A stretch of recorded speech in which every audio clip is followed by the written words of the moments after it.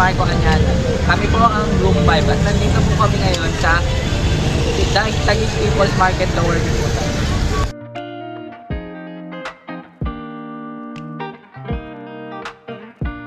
At nandito po kami ngayon sa Taguig People's Market at ang gagawin po namin dito ay para mag-interview ng mga tindera at ihalin tulad po namin ito sa presyo sa siya. Good morning po. Ito po yung i-interviewin namin. Ano pong pangalan nyo? Mike Sibiliano. Si Kuya Mike po. So, yung tanong lang po namin is, pwede po ba matanong yung presyo ng whole chicken nyo? Magkano po kaya per kilo yung whole chicken? Whole chicken. Sa ano po, yung depende po sa ano, yung ulam po natin, umaabot po siya ng 170 isang kilo. Pero pag yung buo naman po, 160, 165. Thank you po. Sunod ay dito nga kami pumunta sa tindahan ng mga karne. Kung matanong, presyo po lahat ng kasin 300, pigi 300, pata 280, maskara 280 din, tsaka puto-puto 280. Presyo po ng per kilo po ng pork kaso at saka pork kilo po. 300 po. 300 per kilo pag laman kasin. Per kaso po. 300 Pwede po bang matanong kung ano yung mga presyo ng mga products nyo? Yung galonggong, 120. Bali 240 ang kilo. Tapos yung tulingan, 240 rin ang kilo. Ang dalagang bukid, 150 kalahati, 300 ang kilo. Matambaka, 260. 260 ang kilo, 130 kalahati. Then, ano po yung mga strategy nyo po para po makabenta po ng mga products nyo? Kailangan yung sariwang paninda mo, tsaka kailangan marunong ka mag-stock. Marunong ka makipag-ganuan sa customer. Kailangan mabait ka sa customer, huwag kang suplado. Ganun. Thank you po. Magandang araw po. Pwede po ba ma-interview kung ano pong presyo ng mga product niya, sir? Okay lang po, sir. Mga presyo po ng product. 20 sir. Tapos po, mas ano pa po yung iyan lang po, babang. Yan lang sir, tilapia 140. Ano pong strategy niyo, sir, para po makarami kayo ng benta? Ano pong discount? Mababa po ang presyo, para mura lang. Para makabili ng marami. Yun po. Effective naman po yun. Oo sir. Sige po, sir, salamat. At sa aming paglilibot, dito namin nakita ang timbangan ng bayan.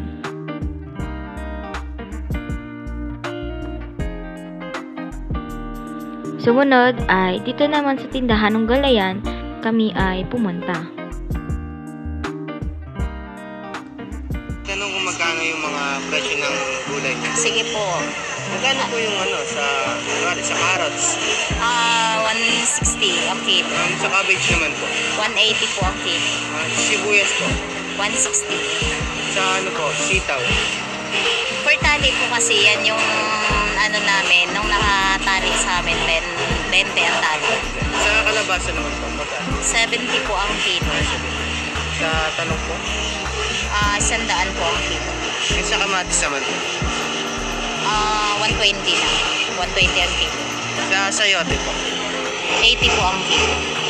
Ano naman po ang strategy natin para makabenta ng marami sa isa? Syempre, kailangan mong mag-alot. Tsaka, kailangan mong, maganda ka May pag-usap yun. Oo. Salamat po. Sige. Ate, pwede po ba magtanong kung ano yung mga presyo ng mga gulay niyo dyan? Sige. Yung yung cabbage, 180 kilo. Tapos yung carrots, 160. Baguio beans, 200. Tapos yung patatas nyo, 220. Pechay, tag-sampo lang yan. Sayote, 90 kilo. Ang palaya, 180. Sitaw, 20 pesos yung isang tali. Tapos yung kalabasa, 80 kilo. Talong, 130. At saka kamatis nyo, 160. Ano naman pong strategy niyo para makabenta ng marami? Sales stock ko lang naman sa mga tao. Kung may nadaan, yun, tawagin lang. Salamat po. Pwede po ba matanong kung ano po yung mga presyo ng products nyo? Sibuyas po. No. Ang sibuyas at saka white onion, bawang, 160 kilo niyan. Yung luya naman, 180. Tapos yung siling labuyo, 700 ang kilo. 700. Thank you po. Magkano po yung presyo nyo dito sa Banana, banana? 95. Dun sa latundan naman. 70. Sa papaya. 70. Sa mango, depende sa ganda at sizes. Ang pinaka niya is 260, 240, 200. Ay, thank you. Okay na po. Pwede po magtanong kung ano yung mga presyo po ng products nyo. Halimbawa po ng special rice po. 54 po. Sa premium rice po. 649. Sa well-milled rice po. Regular milled rice po.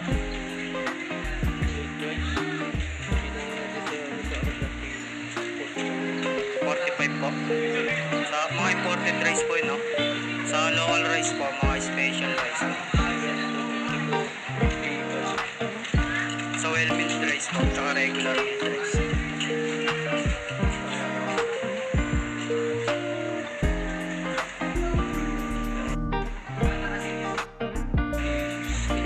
Ganyan. Ano naman po yung presyo sa mga local rice po? Special po. Meron na ako yung Special rice po. special rice 55. Yung premium naman po. Sa premium, hindi ko alam kasi wala. Ay, ito lang po yung... Sige po, ma'am. Salamat po. Thank you. Ano po yung mga price ng mga product niyo po? Katulad po ng whole chicken. 180 po. Whole chicken po yan. Yung ibang naman po, katulad po ng Thai part, magkano? Same price din lang. 1 kilo po. Thai part. Per kilo, 180. Per kilo, 180. Tapos po yung leg part po. 190 po. 1 kilo po. Tapos po yung wings, magkano? Same price din po sa legs. Kasi yung Thai part naman, 180. 180. Ano pa po ba yung iba? Leg po, magkano? 150. Meron pa po ba ibang binibenta? Ano po yan? Gizzard. Magkano po kilo? 200. Hindi lang po ba yun? Sige po, ma'am. Ma'am, ano po yung mga presyo ng mga product sa canned goods po? Classic can. Kagaya po ng sardinas, Sardinas liquid 28. yung yung mga corned beef po. Corn beef, depende sa laki. Gaya dito 65. Pag maliit lang po. 38. Itong ganito. Ito 25. Yung naman po, mga century tuna, ma'am. 42 century, dito size na yun. Tapos po, Mas malaki 105. yung 555 po. Wala akong 555. Sige po. Ay, meron pala sa sardinas lang, 28. Yung harina naman po, ma'am. Magkano po? Pag first class 40. Pag all 4 po, 60 ang kilo. Yung yeast po, magkano po? Pag is 10 piso, per balot yun. Sa harina, ma'am, kasama na po yung first class tsaka third class. Hindi, magkaiba ang first class at third class. Pero may pares din po, may magkaiba din po yung presyo nila. Magkaiba ang presyo. First class po, magkano? Kagaya ng sinabi ko, yung first class, ang first class, on purpose, wala akong first class. Ang all purpose, 60. Ang third class ang meron, 40 ang kilo. Pero ma'am, yung po yung price ng first class po? Wala akong first class. Iba kasi ang first class sa all purpose. Yung cornstarch po? Ang cornstarch, 50 ang kilo. Baking soda naman po? Baking soda, 25. Ganito lang yan. Pwede po man namin matanong yung prices ng po, ng asukal na refined. Yes po. Sugar sugar wash. Tsaka sugar brown po. Palm oil po. 350 po. 1 liter, 70. Tapos 1.5, 100. Coconut oil po. 1 liter, 75. Tapos 105 ang 1.5. Sa isang tray po ng itlog po, magkano? Pinakamababa, 200 ngayon. Yun lang po. Thank you po. Hanggang dito na lang po sa uulitin at paalam!